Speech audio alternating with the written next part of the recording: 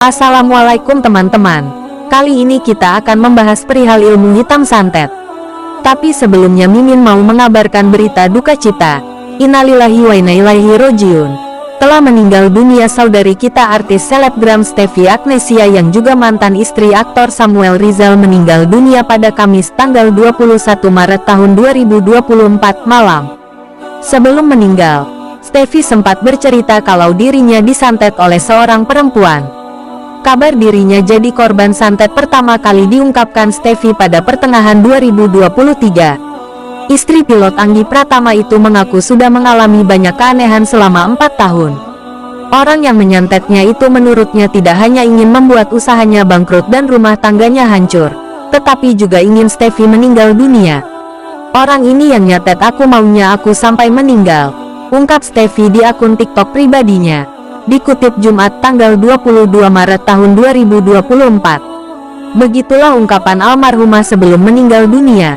Semoga amal dan ibadahnya diterima Allah Subhanahu wa Ta'ala. Amin.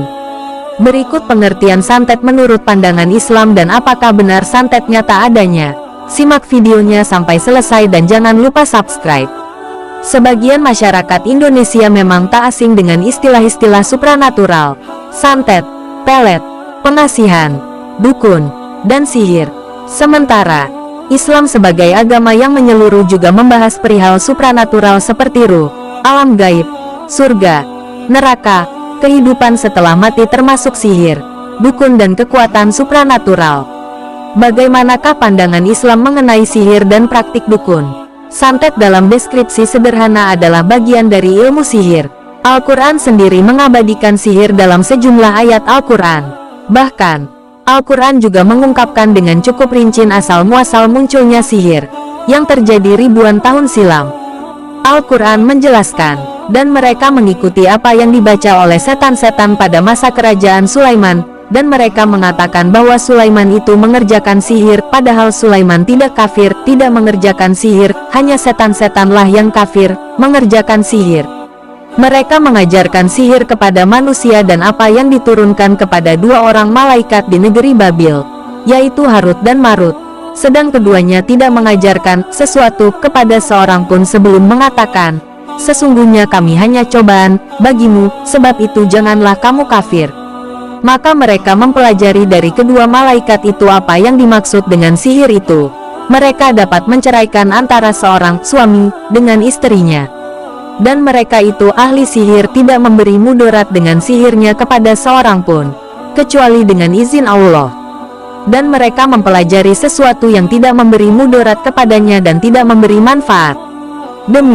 Sesungguhnya mereka telah meyakini bahwa barang siapa yang menukarnya kitab Allah dengan sihir itu, tiadalah baginya keuntungan di akhirat. Dan amat jahatlah perbuatan mereka menjual dirinya dengan sihir. Kalau mereka mengetahui, Al-Quran Surat Al-Baqarah ayat 102. Yang dimaksud dari ayat tersebut, bahwa kedua malaikat Harut dan Marut itu mengajarkan kepada manusia tentang peringatan terhadap sihir dan cara melawan ilmu sihir setan, bukan mengajarkan untuk mengajak mereka melakukan sihir. Mengenai hukum mempelajari sihir, mayoritas ulama berpendapat bahwa belajar atau mengajarkan sihir hukumnya haram. Alasannya karena Al-Quran telah mengecamnya dan menjelaskan bahwa sihir adalah kafir. Seandainya saja mempelajari dan menggunakan sihir bukan perbuatan kafir, tentulah peringatan dalam ayat di atas dengan ungkapan fitnah tidak akan disebut. Selain itu Rasulullah Shallallahu Alaihi Wasallam telah bersabda bahwa sihir termasuk dalam kelompok dosa besar yang keji. Jauhilah 7 perkara yang merusak dosa besar. Para sahabat bertanya, apa saja ke-7 perkara itu wahai Rasulullah?